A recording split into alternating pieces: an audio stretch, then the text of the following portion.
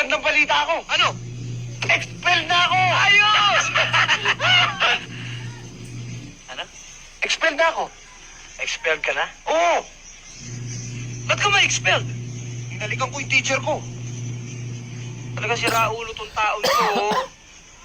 Eh, ikaw talaga may diferensya eh. Kung di ka napapaaway, aalikan mo, teacher mo.